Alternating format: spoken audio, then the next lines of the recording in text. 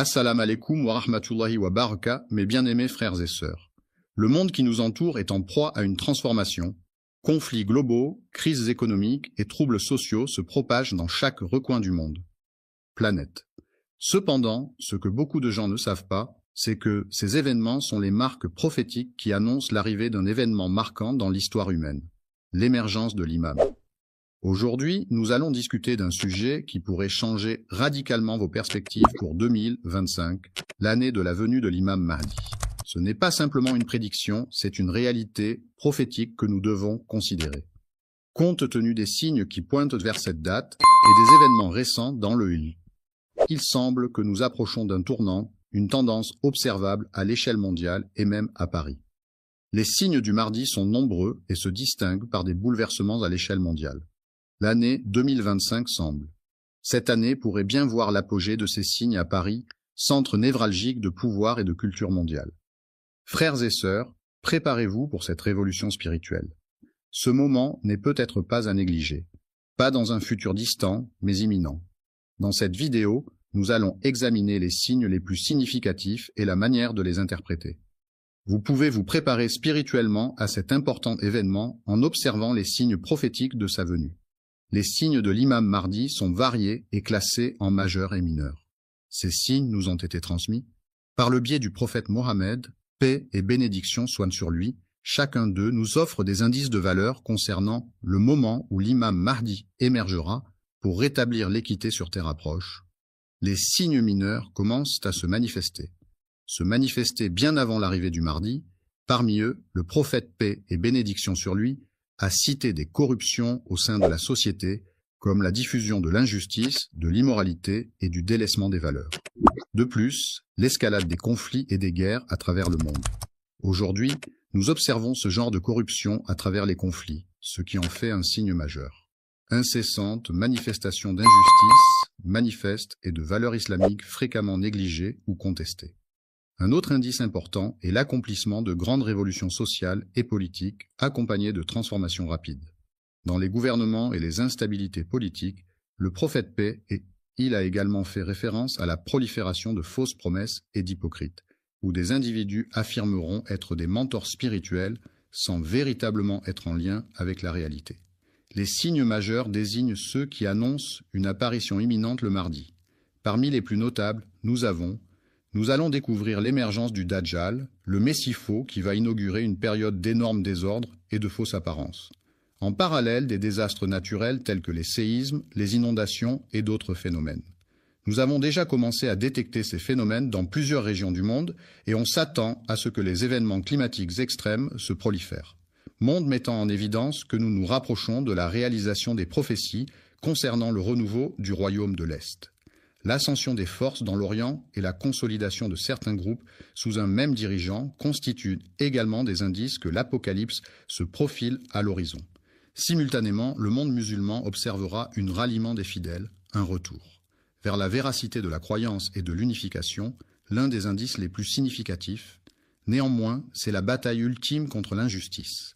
Le Mahdi mettra alors en évidence un grand déséquilibre entre le bien et le mal avec les croyants se trouvant dans une situation désespérée face à l'oppression. Cela pourrait se manifester par des crises globales de répression à grande échelle ou une ère de grande confusion spirituelle et éthique.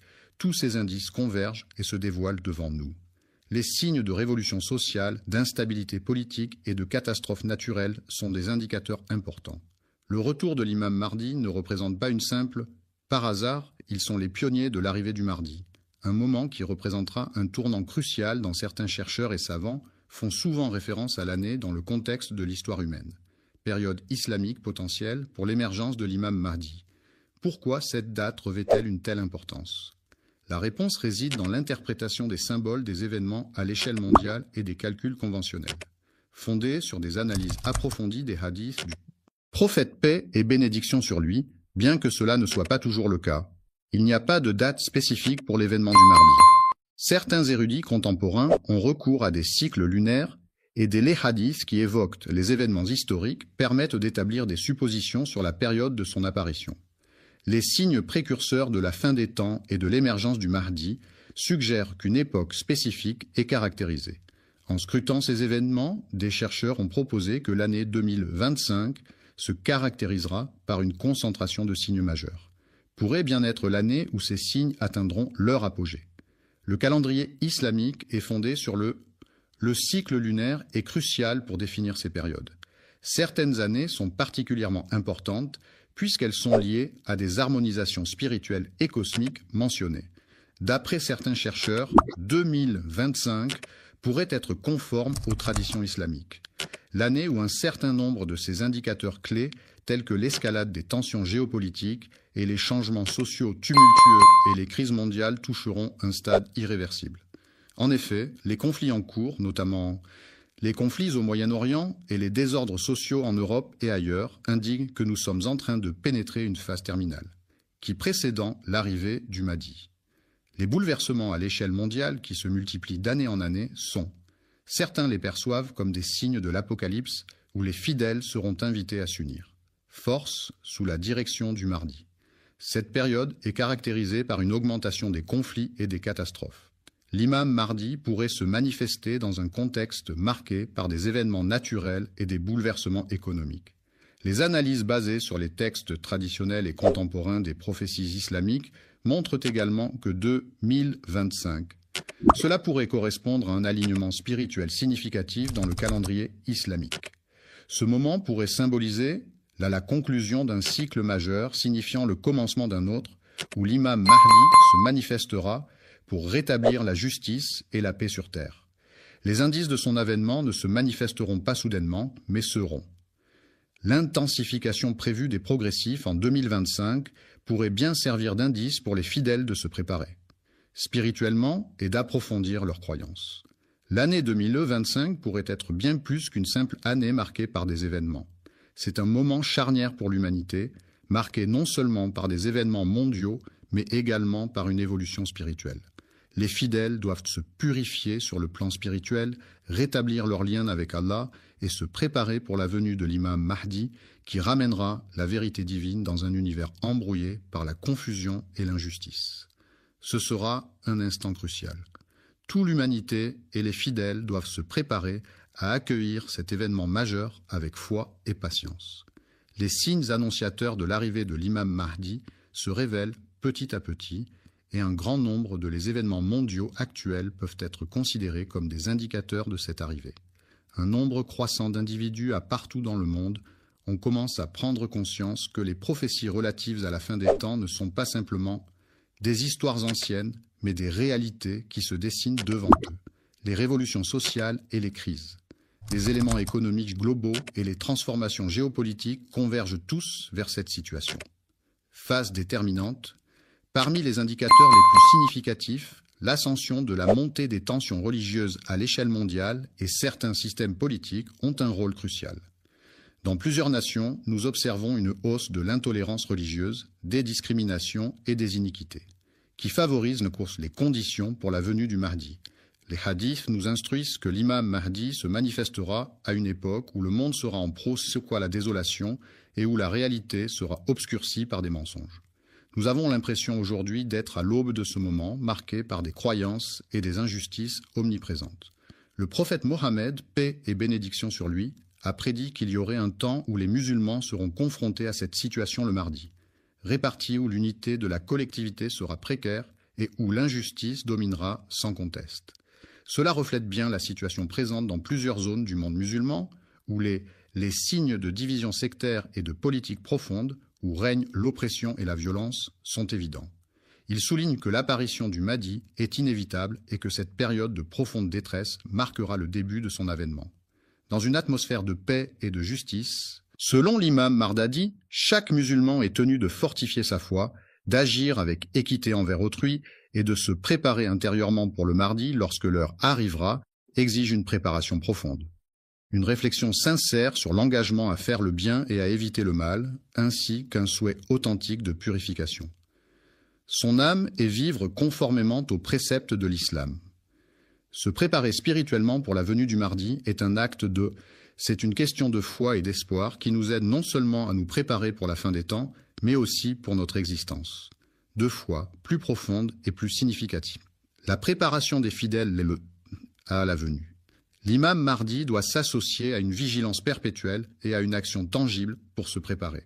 Dans un univers où les défis paraissent se renforcer jour après jour, spirituellement, socialement et intellectuellement, il est plus crucial que jamais pour les musulmans de rester loyaux à leur foi et à leur. Nous vivons dans une ère de désorientation où les principes islamiques sont fréquemment mis en doute. Cependant, au-delà de cela, l'attente du mardi représente également un moment de purification, de rétablissement de la justice et d'unité. Pour la communauté musulmane, cela débute par un retour aux enseignements originels du prophète. Que la paix et la bénédiction soient sur Mohammed et qu'il soit profondément engagé dans l'accomplissement des actes de dévotion. Le mardi n'arrivera pas dans un monde idéal, mais dans un monde qui a besoin de la paix et de la justice qu'il représente. Il est essentiel de saisir que cette période ne devrait pas être une source d'anxiété, mais plutôt un appel à la repentance et réforme intérieure. L'apparition du mardi constituera un examen pour l'humanité entière, et il appartient à chaque individu de. Il incombe à chaque musulman de se préparer en fortifiant son lien avec Allah, en cultivant la patience et en se consacrer à la cause du bien. Il est également essentiel de rester vigilant face aux dangers spirituels de le monde contemporain, avec ses distractions, ses séductions et ses contraintes sociales.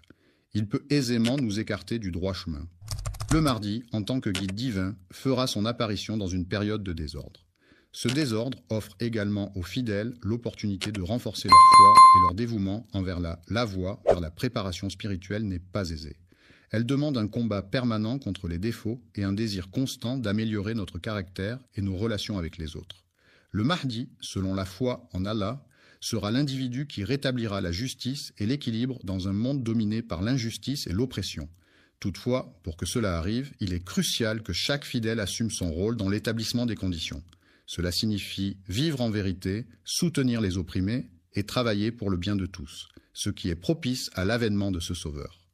Bien de la communauté et agir en tenant compte de notre responsabilité spirituelle. La période précédant le mardi est donc un moment de réflexion et de rédemption.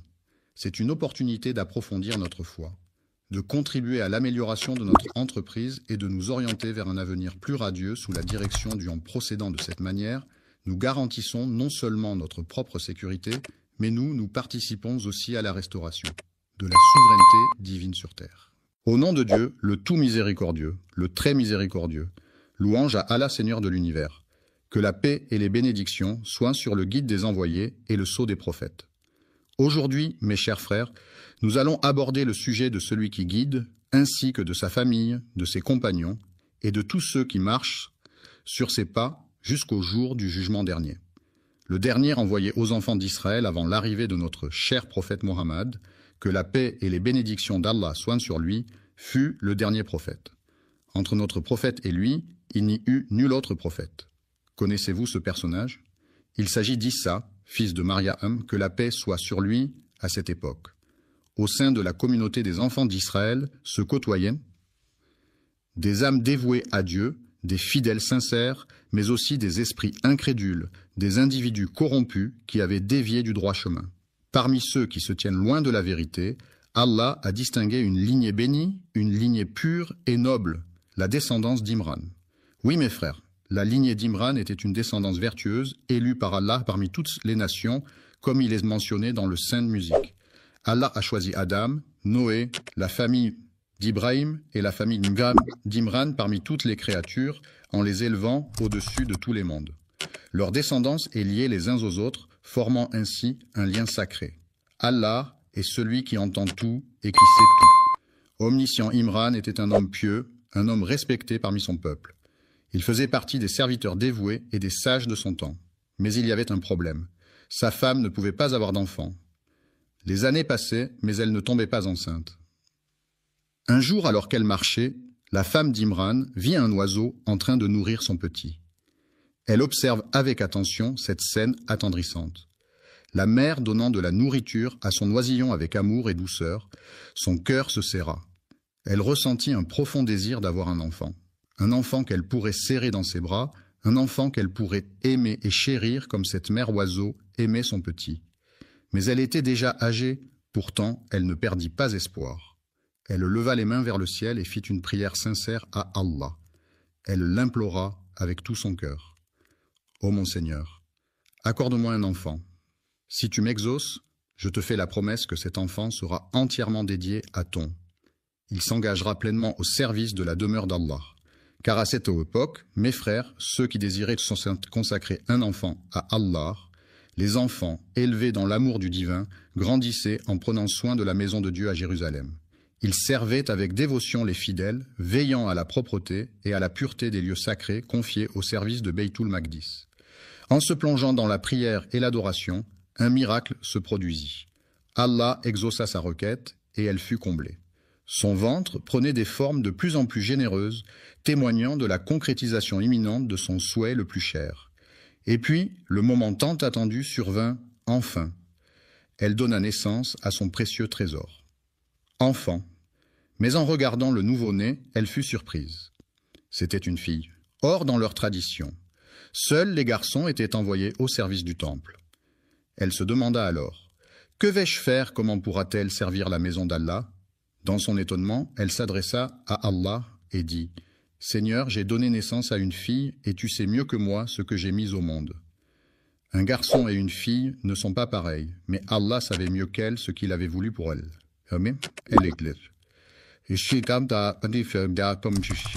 Cet enfant était spécial, très spécial. Alors la femme d'Imran prit une grande décision. Elle appela sa fille Mariam et fit une autre prière. « Ô Allah, je place cet enfant sous ta protection, ainsi que sa future descendance contre le diable maudit. » Et Allah exauça sa prière.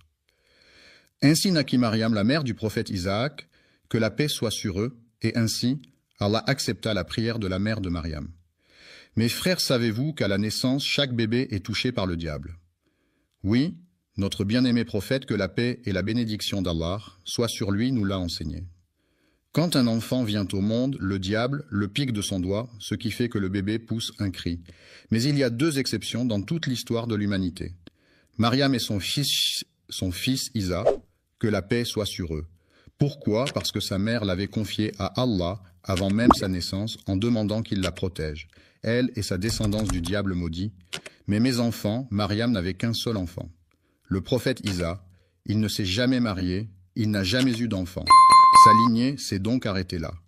Mais Allah a protégé Mariam et son fils de toute influence du diable. Le temps passa. Mariam grandit sous la protection d'Allah. Sa mère l'éleva avec amour et atchapshum.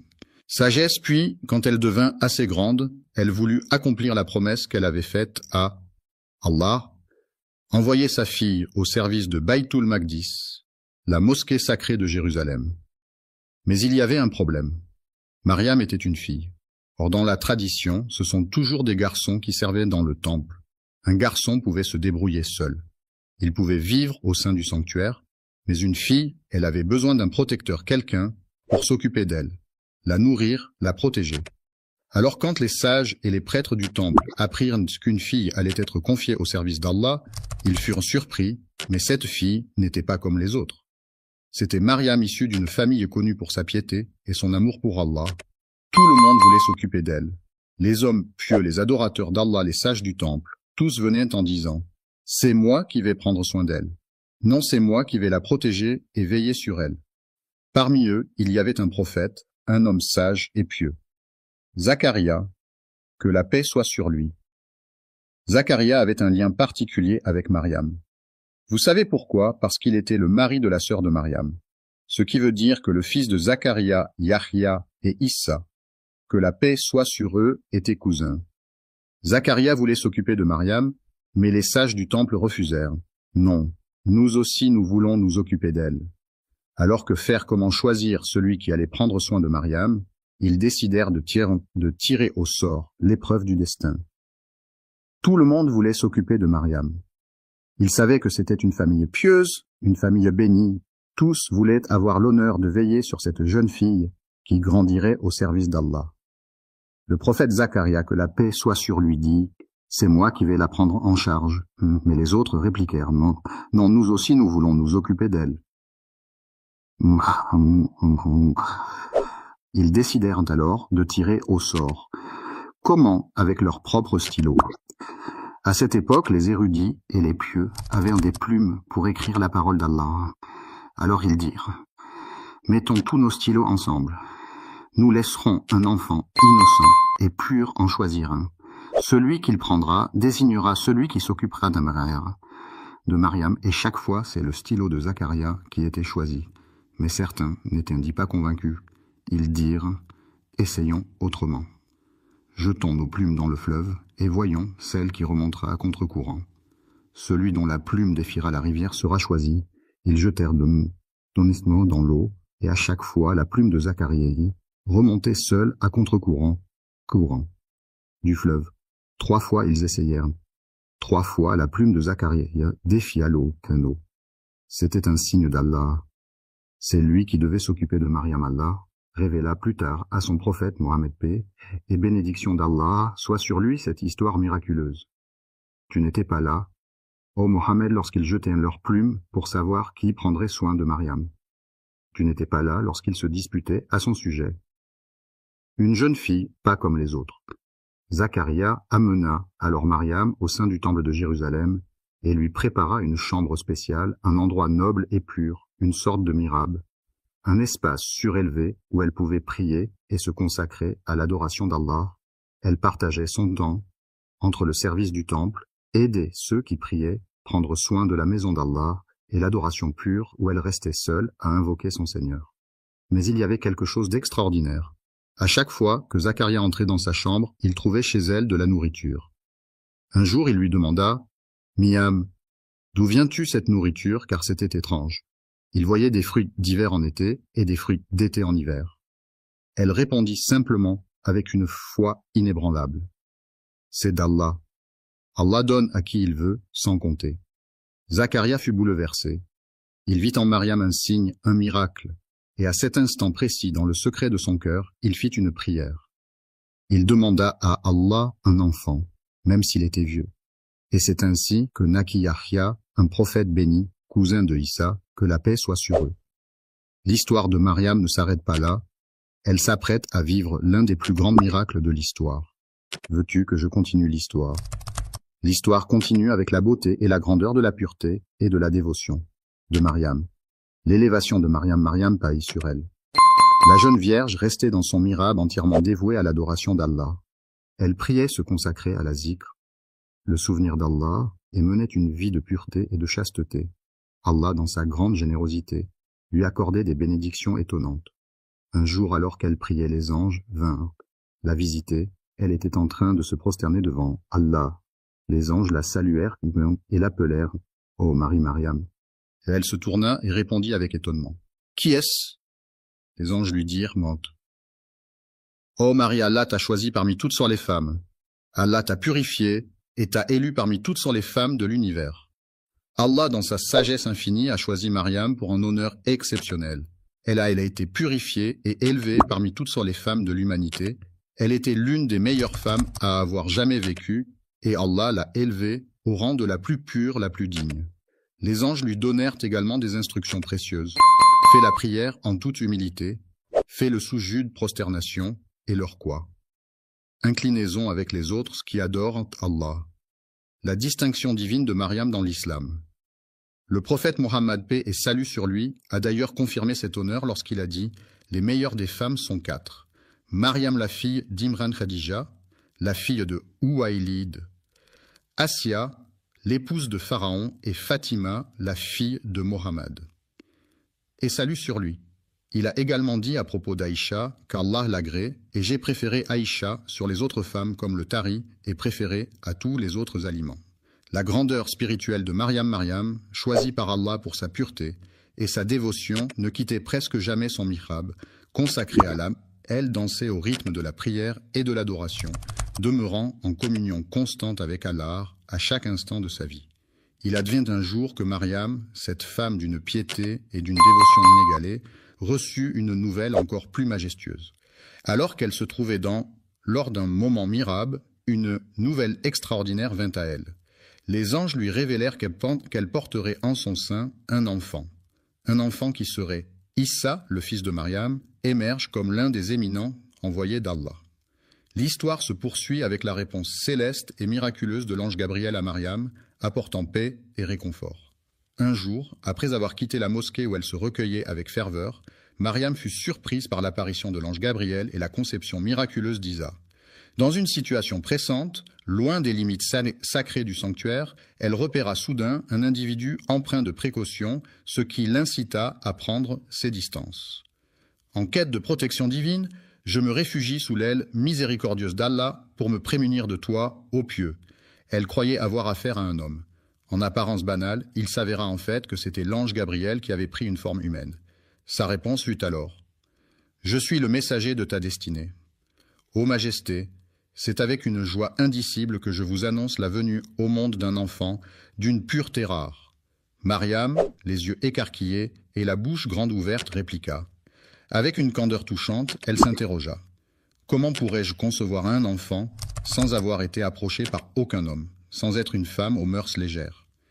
Cette nouvelle la laissait perplexe, elle qui brillait par sa pureté et son engagement sans faille. Elle s'interrogeait sur la manière dont elle pourrait concevoir un enfant sans avoir connu l'étreinte d'un homme, elle qui était si fière de sa réputation, de son honneur et de sa chasteté. L'ange Gabriel, posé sur l'épaule du prophète, lui répondit avec assurance.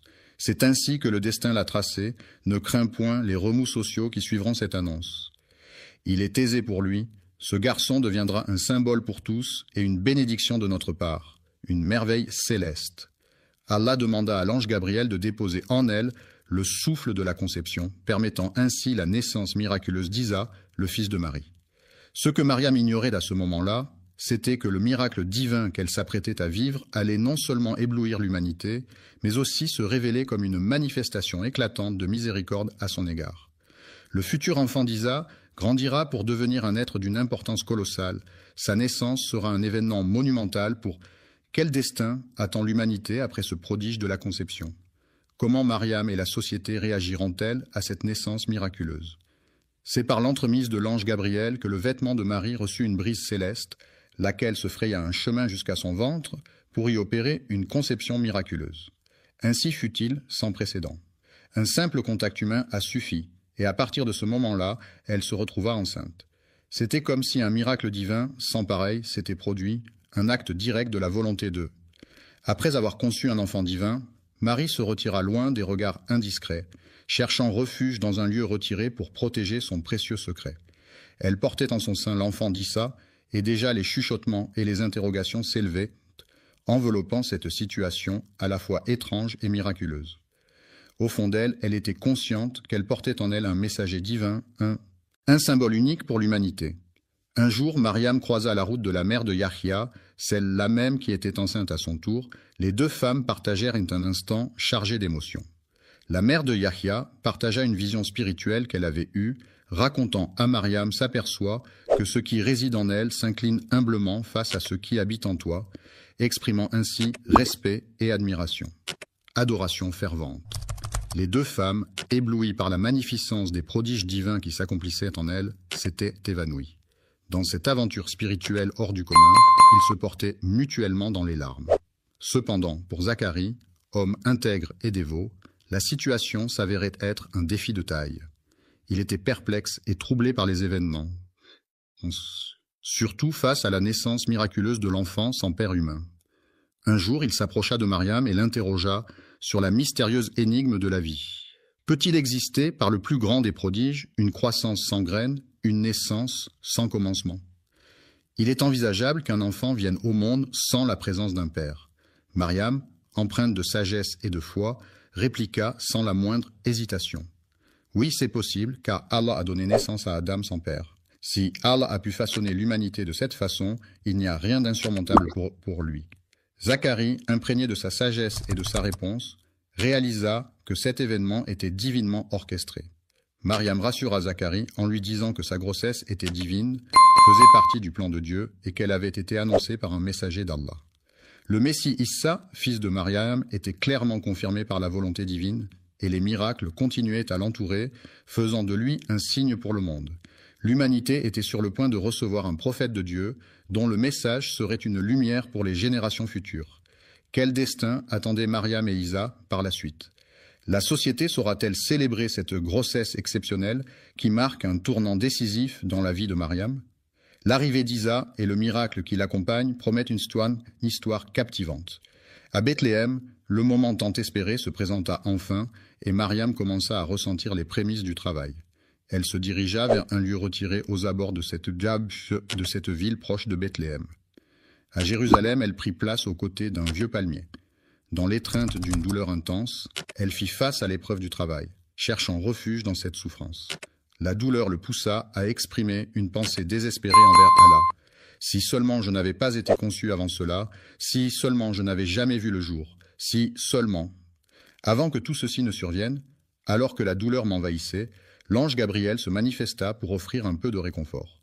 De sa voix douce, il s'adressa à moi depuis les racines de l'arbre, dissipant mes craintes. « Ne crains point, car ton Seigneur a fait jaillir un ruisseau sous tes pieds.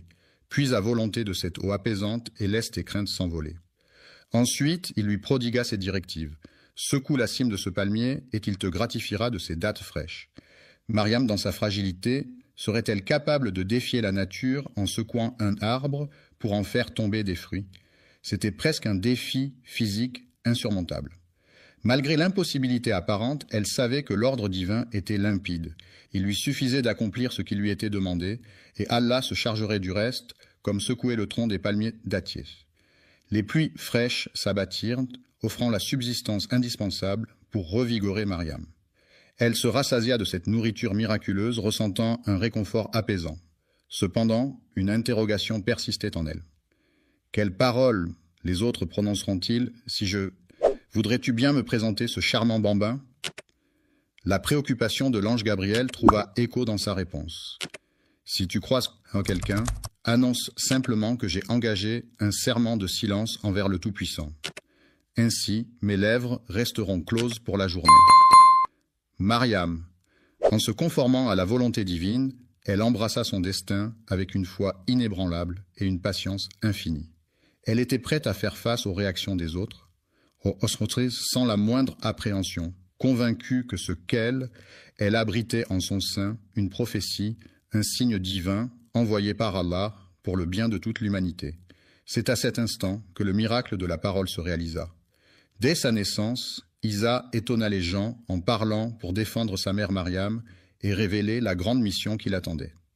Quel serait le discours inaugural de cet être extraordinaire et quelle serait la réaction des foules face à cette prodigieuse manifestation? L'épopée se poursuit avec un autre instant miraculeux, celui où Isa, encore enfant, éblouit. Le nourrisson prit la parole pour protéger sa mère Mariam, défiant ainsi les accusations, tel un miracle de la parole. À son retour parmi la foule, Mariam fut accompagnée de son enfant, qui prit la parole en sa faveur. Des regards lourds de reproches l'ont accueilli, laissant transparaître choc et incrédulité face à sa maternité hors mariage. Les murmures complices ont alors commencé à danser entre les convives. « Mariam, quelle transgression monumentale as-tu commise? Quelle action terrible as-tu donc osé réaliser?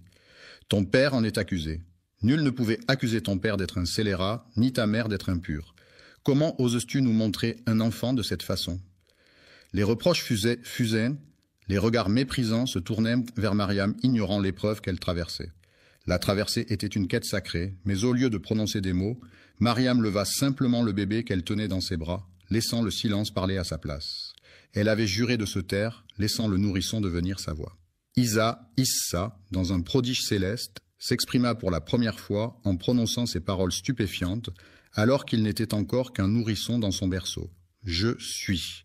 Le généreux d'Allah m'a confié le livre sacré et m'a élevé au rang de prophète. Sa bénédiction m'accompagne partout où je me trouve. » L'émerveillement était à son comble lorsque les premiers mots d'un nouveau-né ont résonné. Les paroles d'Isaac, empreintes d'Ashar, d'une sagesse protectrice envers sa mère et annonçant sa propre mission prophétique, résonnaient clairement et semblaient inspirées par une force divine. Il déclara non seulement sa soumission à Allah, mais se révéla aussi en tant que prophète, messager béni, destiné à éclairer les hommes. Il exposa qu'il apportait un message et une mission divine bien au-delà. La grandeur d'Allah et la véracité de la mission d'Isaac se révélèrent bien au-delà de ce que les gens pouvaient alors concevoir. Ce prodige ne laissait plus place au doute dans la communauté quant à l'innocence de... Le début de la vie de prophétie et de sagesse de Mariam fut marqué par ce miracle, tandis qu'Isaac, tout au long de son existence, allait semer des miracles pour éclairer la voie de son peuple. La prodigieuse capacité de l'enfant à s'exprimer dès son plus jeune âge demeure l'un des témoignages les plus éloquents de la toute-puissance d'Allah, illustrant que rien n'est hors de sa portée. La saga se poursuit avec la parole céleste d'Isa, un prodige supplémentaire qui a illuminé son existence dès ses premiers instants. Les paroles inaugurales d'Issa et ses prémices prophétiques. Issa, ce tout petit être, commence à articuler des mots qui semblent révéler une mission céleste. D'abord, il proclame « On m'a prescrit la prière et l'aumône aussi longtemps que je vivrai. Je m'engage à vivre avec bienveillance envers ma mère, sans arrogance ni tristesse. Que la paix m'accompagne du jour de ma naissance jusqu'à celui de ma mort, le jour où je renaîtrai à la vie. » Ces mots sont une illumination céleste. En énonçant ces paroles, Issa se distingue parmi les élus d'Allah. Ce prodige révèle qu'il était prédestiné à une mission prophétique dès sa tendre enfance.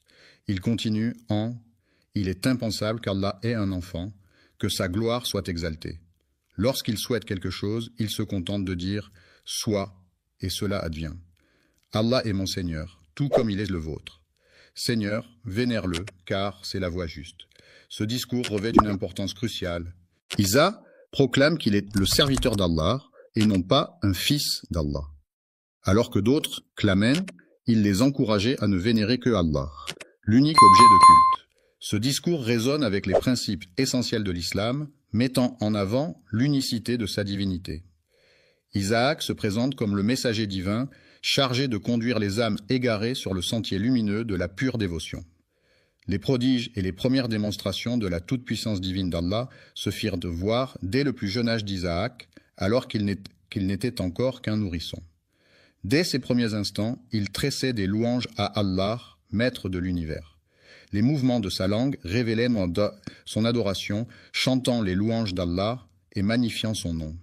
Issa murmurait des paroles empreintes de sagesse, révélant une profondeur bien au-delà de ses années.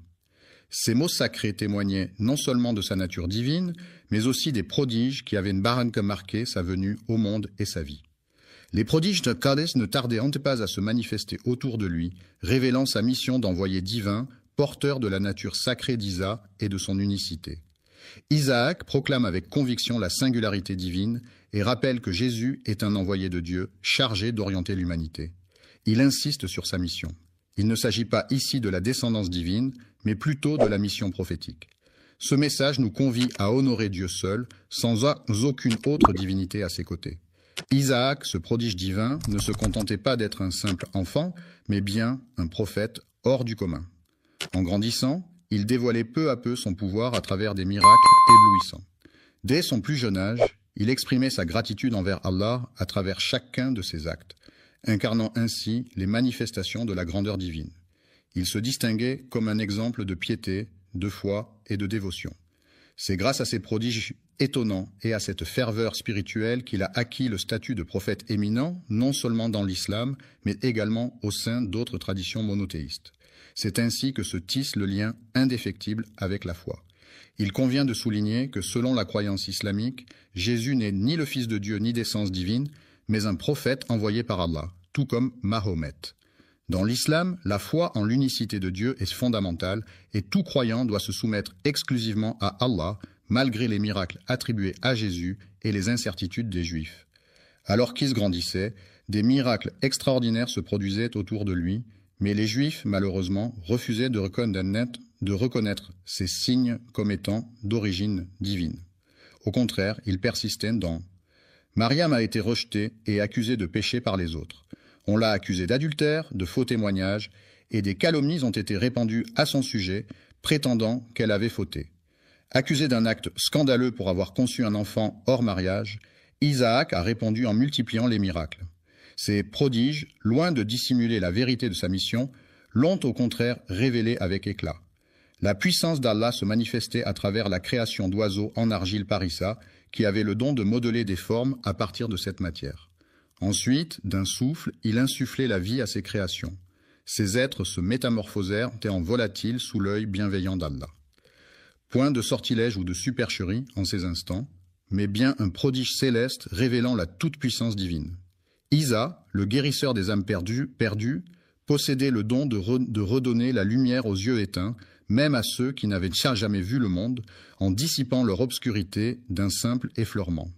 Les lépreux retrouvaient une peau saine et intacte sous l'impulsion divine d'Allah. De même, Isa avait le pouvoir de ressusciter les morts pour une troisième fois. À maintes reprises, les défunts ont été ramenés à la vie, démontrant ainsi que ses capacités émanaient directement d'Allah. Voici le prodige de la femme en deuil. Un jour, Isaac croisa le chemin d'une femme en larmes, agenouillée près d'une tombe. Son chagrin était si profond, si déchirant, car sa fille venait de s'éteindre. La femme, dans son désespoir, semblait porter le poids du monde sur ses épaules. Désespoir avait fait le serment solennel de ne pas abandonner le caveau tant que sa fille ne serait pas revenue à la vie. Isa s'avança vers elle et lui demanda la raison de ses larmes. Désespoir lui confia qu'elle était déchirée, car elle avait Isa, emplie d'un amour infini pour sa fille, refusé catégoriquement d'accepter sa mort.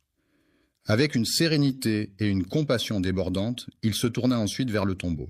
Dans un murmure empreint de foi, il invoqua Allah, implorant sa miséricorde et sa clémence.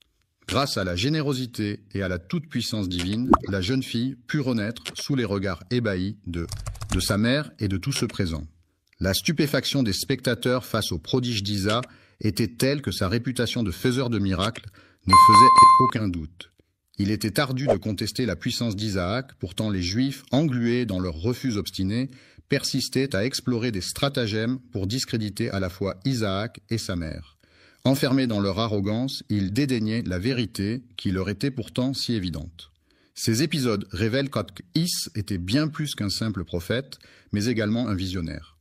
Un prodige en chair et en os, une manifestation éclatante du pouvoir divin sur terre. Son dessein n'était point de recevoir des hommages, mais de guider les âmes vers la lumière de la vérité et de l'élévation. Il est essentiel de souligner l'unicité de l'adoration d'Allah.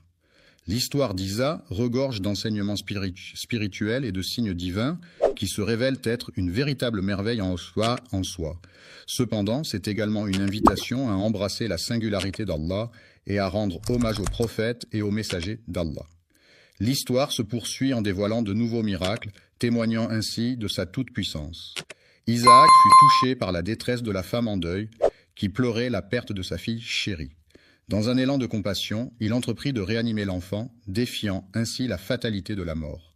Issa, empli de compassion, interrogea la femme sur sa foi en la résurrection de sa fille. Cette dernière répondit positivement.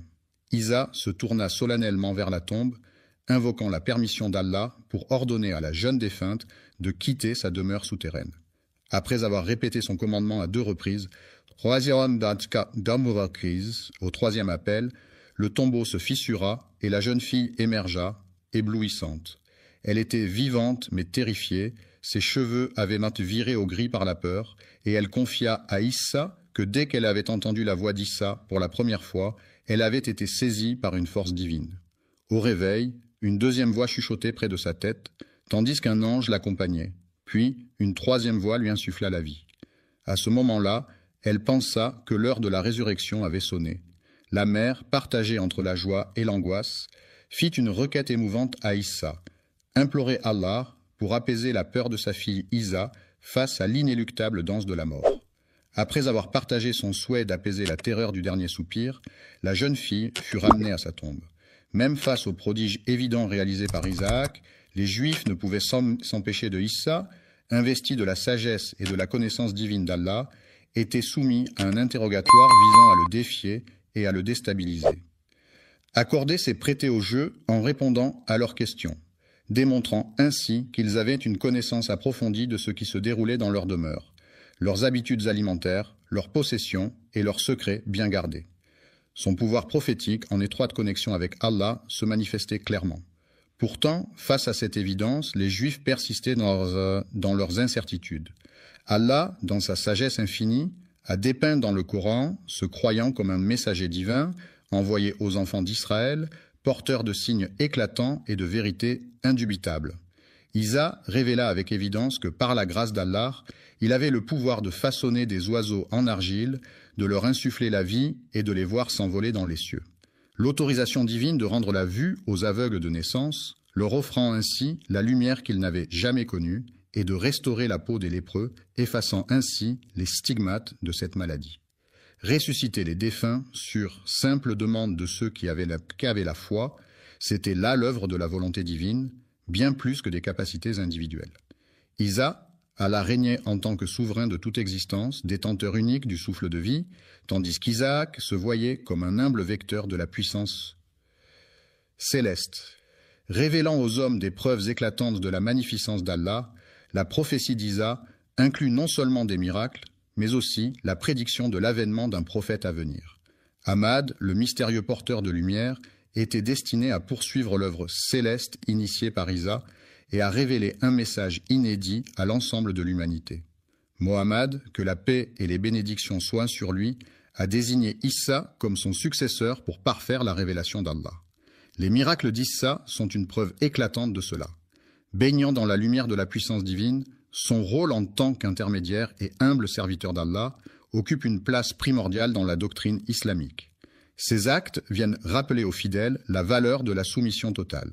Allah guide ceux qui ont la foi pure et qui saisissent les signes célestes révélés à travers les prophètes. L'épopée se sagesse, puis, quand elle devint assez grande, elle voulut accomplir la promesse qu'elle avait faite à Allah, envoyer sa fille au service de Baytul Maqdis, la mosquée sacrée de Jérusalem. Mais il y avait un problème. Mariam était une fille. Or, dans la tradition, ce sont toujours des garçons qui servaient dans le temple. Un garçon pouvait se débrouiller seul. Il pouvait vivre au sein du sanctuaire, mais une fille, elle avait besoin d'un protecteur, quelqu'un, pour s'occuper d'elle, la nourrir, la protéger. Alors quand les sages et les prêtres du temple apprirent qu'une fille allait être confiée au service d'Allah, ils furent surpris, mais cette fille n'était pas comme les autres. C'était Mariam issue d'une famille connue pour sa piété et son amour pour Allah. Tout le monde voulait s'occuper d'elle. Les hommes pieux, les adorateurs d'Allah, les sages du temple, tous venaient en disant « C'est moi qui vais prendre soin d'elle. Non, c'est moi qui vais la protéger et veiller sur elle. » Parmi eux, il y avait un prophète, un homme sage et pieux. Zacharia, que la paix soit sur lui. Zacharia avait un lien particulier avec Mariam. Vous savez pourquoi? Parce qu'il était le mari de la sœur de Mariam. Ce qui veut dire que le fils de Zacharia, Yahya et Issa, que la paix soit sur eux, étaient cousins. Zacharia voulait s'occuper de Mariam, mais les sages du temple refusèrent. Non, nous aussi nous voulons nous occuper d'elle. Alors que faire comment choisir celui qui allait prendre soin de Mariam, ils décidèrent de tirer au sort l'épreuve du destin. Tout le monde voulait s'occuper de Mariam. Ils savaient que c'était une famille pieuse, une famille bénie. Tous voulaient avoir l'honneur de veiller sur cette jeune fille qui grandirait au service d'Allah. Le prophète Zacharia, que la paix soit sur lui, dit « C'est moi qui vais la prendre en charge. » Mais les autres répliquèrent « Non, non, nous aussi nous voulons nous occuper d'elle. » Ils décidèrent alors de tirer au sort. Comment? Avec leur propre stylo. À cette époque, les érudits et les pieux avaient des plumes pour écrire la parole d'Allah. Alors ils dirent « Mettons tous nos stylos ensemble. Nous laisserons un enfant innocent et pur en choisir un. Celui qu'il prendra désignera celui qui s'occupera de Mariam, et chaque fois c'est le stylo de Zacharia qui était choisi. Mais certains n'étaient pas convaincus. Ils dirent « Essayons autrement. Jetons nos plumes dans le fleuve et voyons celle qui remontera à contre-courant. Celui dont la plume défiera la rivière sera choisi. » Ils jetèrent honnêtement dans l'eau, et à chaque fois la plume de Zacharia remontait seule à contre-courant du fleuve. 3 fois ils essayèrent. 3 fois la plume de Zacharia défia l'eau. C'était un signe d'Allah. C'est lui qui devait s'occuper de Mariam. Allah révéla plus tard à son prophète Mohammed paix et bénédiction d'Allah soit sur lui cette histoire miraculeuse.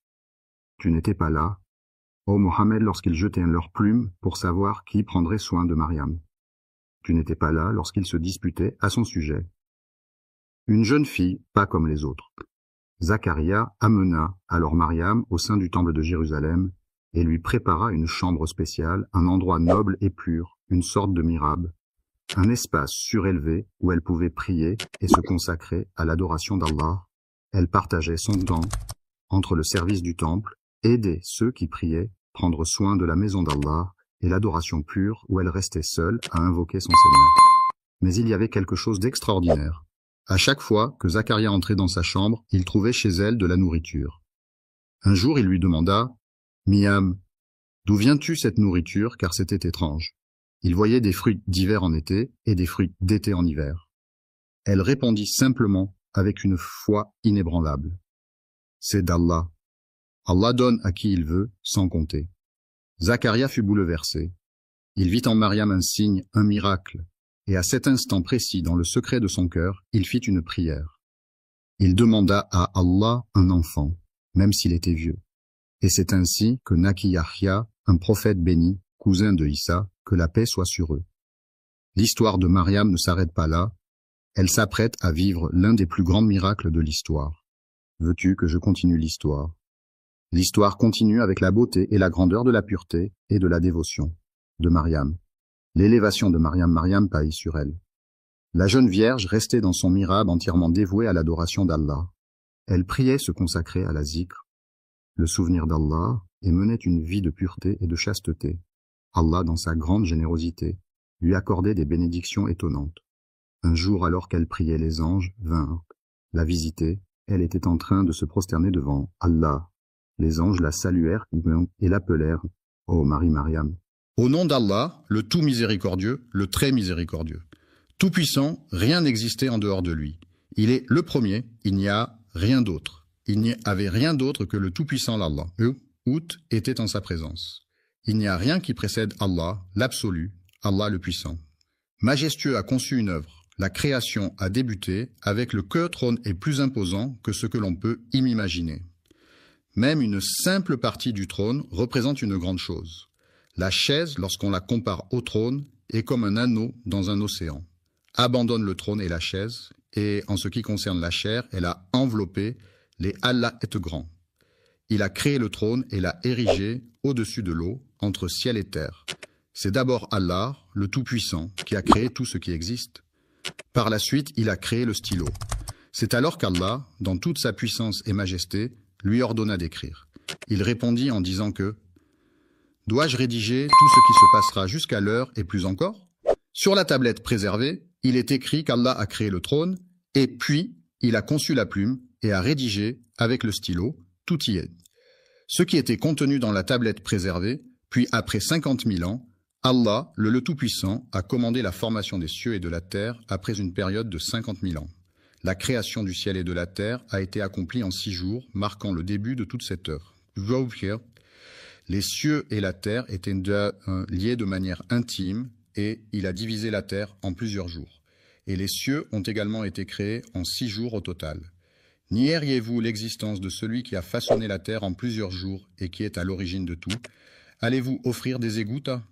Ainsi, tel est le Seigneur de l'univers, c'est lui qui a... Elle reçoit la bénédiction et la désignation de ces montagnes qui sont fermement ancrées au-dessus d'elle. La réponse pour ceux qui se demandent comment obtenir des ressources alimentaires en quelques jours est la suivante. On t'informe que les cieux et la terre ont été créés en 6 jours et qu'un stylo notait tout cela sur le trône. Tout juste après 50 000 ans, Allah a créé les cieux et la terre. Ils étaient. Le ciel et la terre étaient étroitement liés, formant une unité indissociable.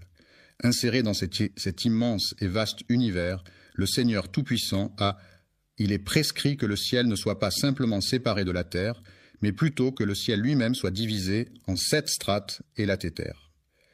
Elle se divise soudainement en plusieurs couches, ceux qui ont mécru n'ont pas, étant donné que le ciel et la terre constituaient une masse solide unie ensemble. Après cela, nous les avons séparés et avons produit de l'eau. Tout être vivant ne croira-t-il pas, alors qu'il s'agit de la vraie? Dans l'immensité de ce grand Big Bang, soudainement, cieux et terre se séparent. Soudain, le ciel est scindé en 7 strates et la terre l'est aussi. Je ne peux pas faire ça. Le trône est conçu à partir de la vapeur d'eau présente sur la terre. L'eau, comme nous l'avons mentionné, génère de la vapeur qui s'échappe de son état liquide, et ces 7 vapeurs, c'était une création dont nous ne pouvons pas vraiment saisir la grandeur. Cette vapeur s'est transformée en fumée dans cet immense cosmos, et cette dernière a marqué le commencement du « Il s'est alors tourné vers le ciel, qui était embrumé, et lui a dit ceci. Venez à la terre et au ciel, embrassons tous deux avec bonne volonté. Bien qu'ils aient tous les deux déclaré que nous venons pour obéir, c'est le commencement de la création. Comme le décrit le Coran et comme cette planète est magnifique, c'est la Terre. Sur quelle planète habitons-nous et quel est son âge? Ce sont les êtres qui existaient dès le commencement de la création. Allah, le Tout-Puissant, est préférable également. Toutefois, nous croyons qu'après un certain laps de temps, Allah, le Tout-Puissant, a créé une création à partir du feu. On l'appelle Djinn à cause de son caractère invisible et son origine est liée au feu. Essentiel d'une flamme de feu, sans fumée des flammes du feu, sans fumée, Allah. Cet être a été exalté et glorifié, créant ainsi cette œuvre. Il a résidé sur terre en portant la responsabilité de sa création. Il était responsable de ses actions. Il existait des lois permises et prohibées, des obligations et devait se soumettre. Cependant, à cette époque, les djinns. Il y avait une vaste corruption sur la terre, et là où tout-puissant et majestueux leur enverrait des anges pour sanctionner leur corruption et pour le déversement de leur sang parmi les anges. Il était l'un des leaders des djinns de cette époque et portait le nom de Satan. En haute considération de la connaissance et de la foi en Allah, le Tout-Puissant accordait au rang des il combattait les injustices parmi les djinns aux côtés des anges de temps à autre. Les djinns étaient enfermés dans les mers en tant que sanction infligée par Allah. Parmi eux, il y avait des hommes vertueux et d'autres qui l'étaient moins, tous puissants et majestueux. Ils ont déversé le sang et souillé la terre, à l'exception de ce GIE qui a réussi à atteindre les anges, devenant de plus en plus arrogants, ont vécu longtemps aux côtés de Satan jusqu'à l'arrivée d'un certain jour. Le jour où le Tout-Puissant, avec toute sa majesté, donnera l'ordre à ses anges de que signifie faire quelque chose pour le Seigneur Tout-Puissant. Majestueux a appelé les anges à la plus haute assemblée, mais pas tous, seulement certains d'entre eux. Les messagers de l'Assemblée suprême, le Seigneur Tout-Puissant et majestueux, ont été informés qu'ils procéderaient à la création. Une nouvelle création lorsque Tonen Seigneur confia aux anges. « Je vais instaurer sur terre un suppléant » signifie que les générations successives. En d'autres termes, ils se succéderont génération après génération, c'est ce que cela signifie. Vicaire, il prend la suite lorsque Tonen Seigneur confie. « Je vais établir un vicaire sur la terre », les anges en répondent. Enquête, les anges étaient déjà au courant de ce que les djinns avaient accompli auparavant. Humains en matière de corruption et de propagation de sang, autrement dit, là, cette nouvelle création adoptera les mêmes actions. Ils diront, « Vas-tu en désigner une qui sèmera le chaos et déversera le sang, alors que nous sommes là pour te sanctifier, et Seigneur, si tu désires la gloire de ton peuple, alors nous sommes ces derniers. Qui sont capables de t'adorer? Nous sommes ici pour te sanctifier et te glorifier. » Allah a répondu à cela. Il déclare en toute vérité, « Je sais ce que vous ignorez, je possède une connaissance que vous n'avez pas. » Que vous ne savez pas, il sait que parmi ces humains se manifesteront des prophètes. Il affirme en vérité que la création d'un ordre supérieur aux anges est une réalité. Sachez que ce que vous ignorez, le Tout-Puissant et majestueux le sait. Allah, le Tout-Puissant, connaît ce que Satan dissimule dans son cœur. Le Seigneur avait l'intention de le présenter devant les anges avec majesté. L'être omnipotent et majestueux avait pour but de réaliser une création pour une jajta. La création d'Adam a commencé ici, c'est la sagesse qui le sait. Qu'Allah, le Tout-Puissant et majestueux, a fait savoir aux anges qu'il créerait une nouvelle création, à lui le Tout-Puissant. Et dans toute sa majesté, il a donné l'ordre à Gabriel de descendre sur cette terre où habitera cette créature. Il lui commanda de lui apporter de la terre alors qu'il était en train de créer quelque chose de nouveau. Gabriel a tenté de récupérer un objet enfoui dans le sol, mais la terre semblait vouloir se protéger de lui. Tu cherchais refuge auprès d'Allah si tu voulais me rabaisser ou me Gabriel. De ce fait, redoutait qu'elle cherche refuge auprès d'Allah et retourna donc. Alors, vers son Seigneur, Allah, le Tout-Puissant et majestueux, a envoyé Michael s'est rendu sur le sol pour recueillir de la terre, mais celle-ci elle disait qu'elle cherchait refuge auprès d'Allah contre lui, si tu le souhaites. Michael, craintif, se tourna vers son Seigneur et alla L'ange de la mort a été envoyé par le Tout-Puissant et majestueux pour l'accompagner. C'est le commencement, et avec lui, la fin est instaurée. Allah a dépêché l'ange de la mort sur terre. Pour élever la terre de son sol, disait-elle, je cherche refuge auprès d'Allah si tu veux me réduire ou me faire disparaître.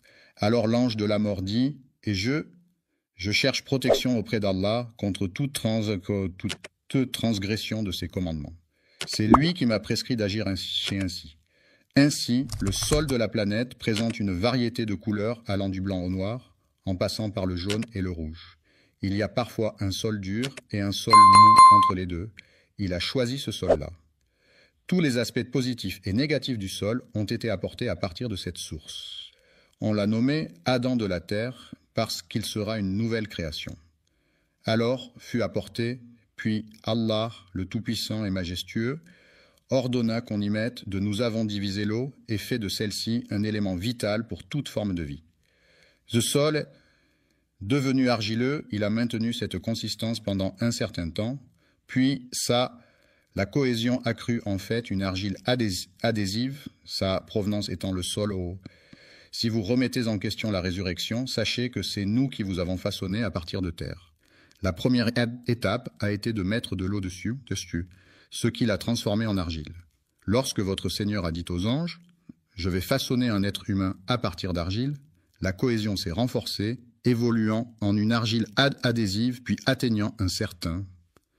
Avec le passage du temps, sa couleur s'est assombrie et un parfum en a émergé, devenant une. Il s'agit de boue noire qui a commencé à se structurer, puis d'une période de temps. Il s'est écoulé jusqu'à ce que cela devienne semblable à de la poterie. Devenu semblable à de la glaise, un simple contact produit un son, et les anges furent ébahis par cette nouvelle et prestigieuse œuvre. Quelle est-elle? Qu'Al, le Tout-Puissant et Majestueux, va créer, et Satan se tenait parmi les anges. Satan tournait autour de cette argile sonore, et sa forme était vide, il n'y a rien à l'intérieur. Satan entrerait par une entrée et sortirait par une autre. Les anges étaient curieux d'en apprendre davantage sur cette nouvelle création, mais personne ne l'a approché, à l'exception de Satan disait aux anges de ne pas craindre, car il avait le pouvoir de le anéantir, signifie que, s'il agit comme les djinns, je le détruirai sans hésitation. S'il est un djinn, il dirait « N'ayez crainte, j'ai la capacité de le détruire ». Dans Satan, une sorte de haine et d'envie a surgi, semblable à de l'argile.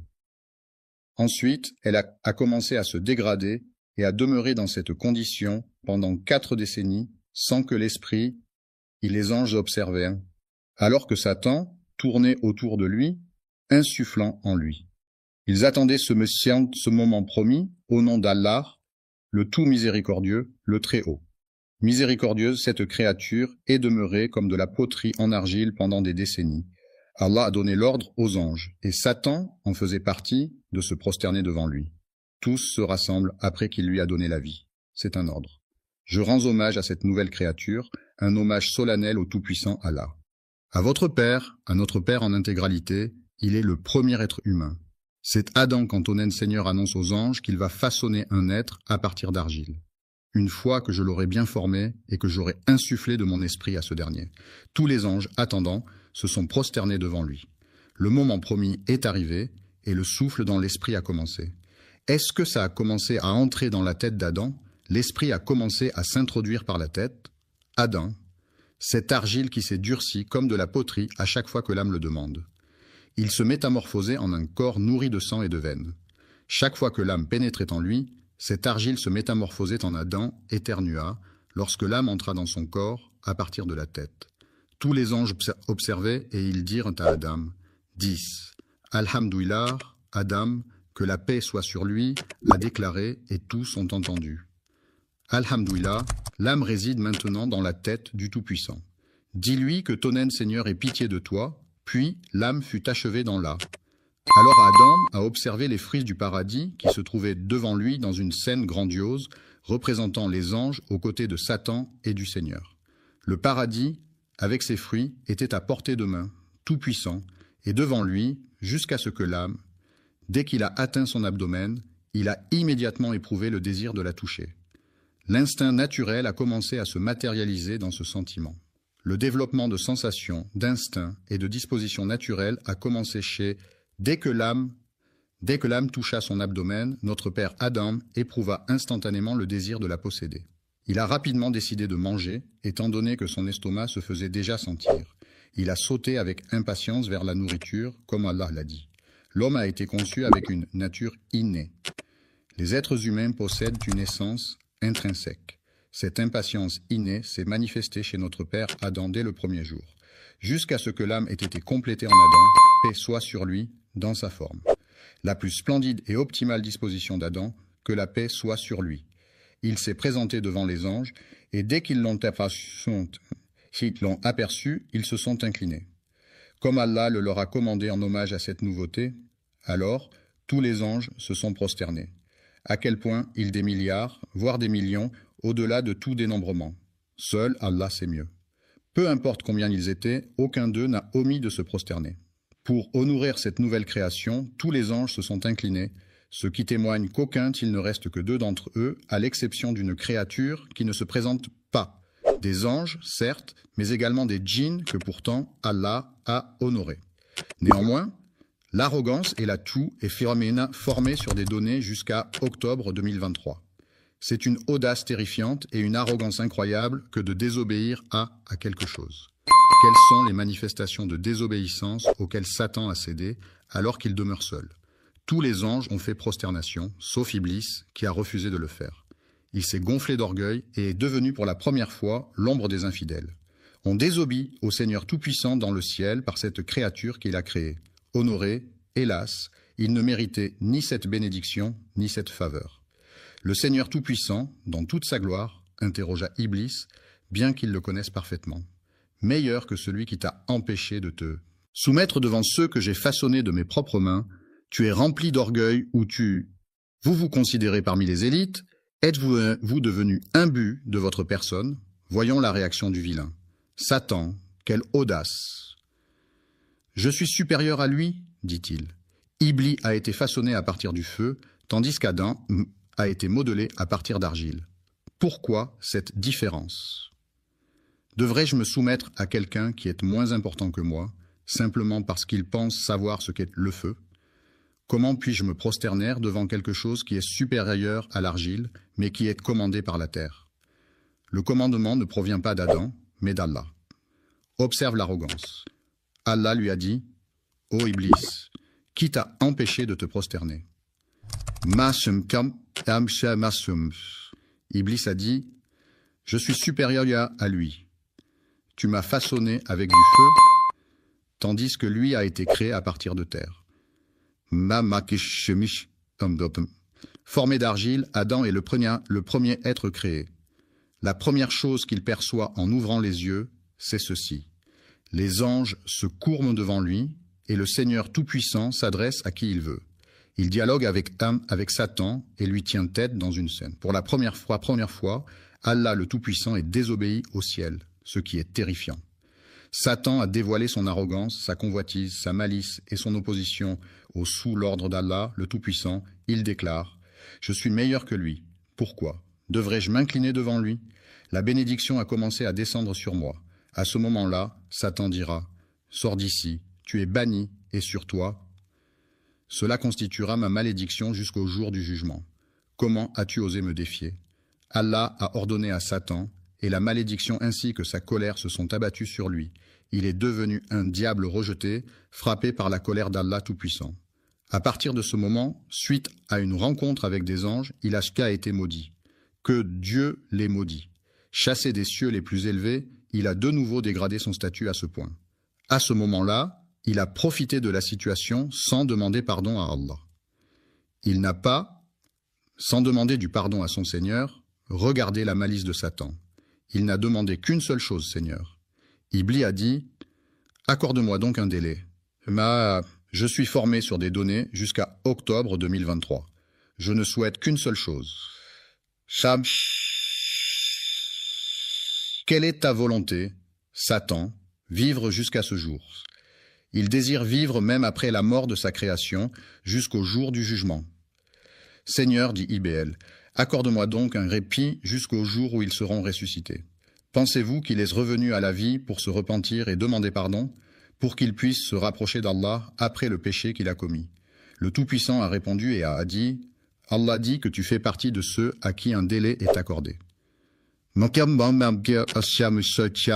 D'accord. Je reporterai votre mandat jusqu'à la date de l'événement.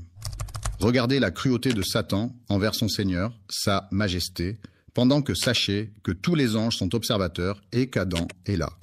Que c'est Satan? Il a été formé sur des données jusqu'en octobre 2023. Connaissez-vous le défi lancé pour reporter son mandat jusqu'au jour du jugement? Regardez la malice que vous ne pourriez jamais concevoir, même en vous opposant au Seigneur des mondes. Satan, celui qui t'a mené à l'erreur, est bien plus malveillant que cela. C'est Allah qui t'a égaré, Satan, mais c'est toi qui as choisi de te rendre arrogant. Vous êtes formé sur des données jusqu'à octobre 2023. Seigneur, regarde la malice, car Satan dit que tu m'as induit en erreur. Je m'assoirai pour eux sur ton trône. Avez-vous vu cette créature et sa progéniture? Je ne les abandonnerai pas. Peut-on percevoir le défi?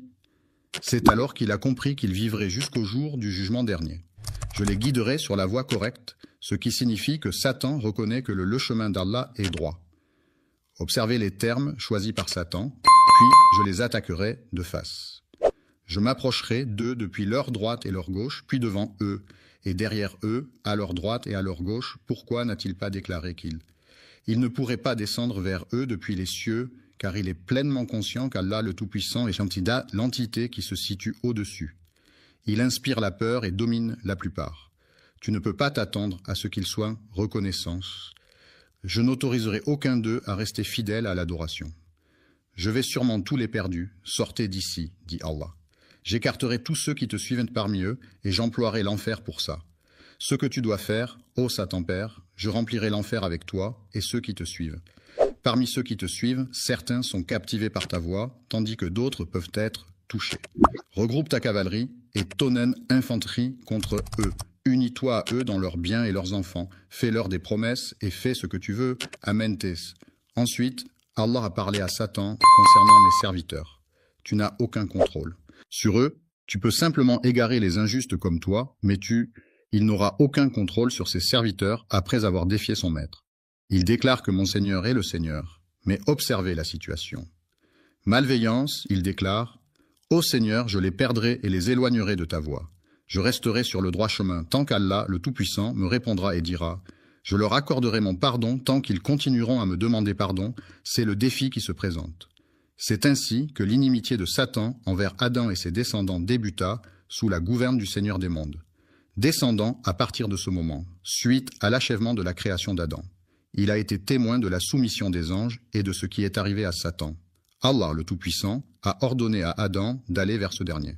Un groupe d'anges et de salutations se dirige alors vers Adam. Il les a aperçus pour la première fois alors qu'il les observait. Que va-t-il leur dire?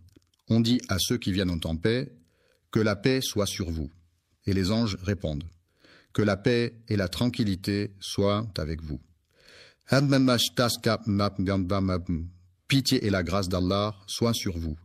Qu'Allah ait dit à Adam, ceci est votre salutation, ainsi que celle de vos descendants après vous, mais oui, les descendants lui sont alors présentés, et à ce moment-là, il peut voir tous ses descendants. On a observé leur nombre. Allah seul sait combien de milliards découleront des descendants d'Adam, paix sur lui. Adam a observé sa descendance et a vu la lueur se refléter sur les visages de certains. Il a aperçu l'un d'eux avec un visage lumineux qui brillait de 1000 feux. Il dit « Ah, ô Seigneur, qui est-ce » Il répond « C'est Tonen, fils David, l'un des... » Il a dit qu'il avait 40 ans, la durée. Adam, selon les écrits, aurait eu une vie de 1000 ans. Cependant, Adam n'ayant pas encore vu le monde, ni le paradis, ni le bonheur, il s'exclame « Oh mon Seigneur, accorde-lui 60 ans de ma vie, il n'a jamais vu le monde. » Alors il lui a demandé de « Si l'on consacre 60 ans de sa vie pour réaliser 100 ans, la longévité d'Adam est donc devenue David a atteint l'âge de 100 ans, puis ensuite c'était Allah. Le Tout-Puissant a instruit Adam sur les noms de nombreuses choses. Il résidera à paradis, lui a enseigné que ceci est un arbre, cela ce sont des feuilles, ceci est un fruit, ceci est de la nourriture, ceci est une rivière, et cela, il lui a appris les noms. Il y a beaucoup de choses que même les anges ne savaient pas, puis une épreuve s'est dressée entre eux et Adam, que la paix boutit. Un test de connaissance est effectué sur lui, qui comporte certains noms et certaines. Il a enseigné à Adam le nom de chaque chose, puis il les a présentés. Le Seigneur interrogea les anges, leur demandant « Quel est le nom de cela? Cela a été désigné par les anges comme une manifestation de leur ignorance sur certains sujets. Veuillez me donner les noms de ces personnes si vous êtes sincères. Les anges ils ont répondu en disant « Gloire à toi, nous ne savons rien, sauf ce que tu nous as donné. » Certes, tu es l'omniscient, le sage, alors que le Seigneur Tout-Puissant a. Adam a été questionné sur les mêmes 120 noms que ceux dont les anges ne connaissaient pas. Il a répondu « Oh !» Adam les informe de ces noms, et lorsque celui-ci les a informés, les anges l'ont regardé. Allah a dit « Ne vous ai-je pas dit que les anges m'étaient ?» Étonné par la créature nouvellement créée, il connaît certaines choses.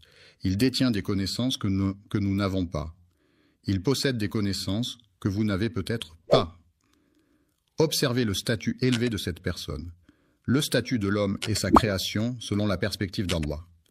Selon Allah, toute connaissance et sa vertu sont importantes. Il a dit « Ô Adam, informe-les. » Après que celui-ci leur eut communiqué ses noms, Allah a dit « N'ai-je pas affirmé que je détiens les secrets du ciel et de la terre, que je suis conscient de ce que vous révélez? Ce que vous cachez, Adam a été créé, et Allah lui a donné des enseignements selon ça. Il le fit entrer dans un paradis dont la largeur était dans le ciel et sur la terre, au nom d'Allah, le miséricordieux, l'omnipotente. Adam le miséricordieux a fait son entrée au paradis en solitaire, et il est considéré comme le père de l'humanité. Se promener au paradis, entouré de ses fruits, ses rivières, ses arbres et les bénédictions, c'est le paradis où tu ne connaîtras ni la faim ni la nudité. Tu ne seras ni assoiffé, ni frappé par la chaleur du soleil, c'est le paradis, Adam. Que la paix soit sur lui. Combien de temps a-t-il vécu en solitude? Vous êtes formé sur des données jusqu'en octobre 2023. Un jour, Adam s'est endormi dans le paradis, majestueux, car il se sentait seul, même s'il était dans le bonheur auprès du Très-Haut et que le majestueux le désirait. Il offrait une compagnie alors qu'Allah, l'exalté et le majestueux,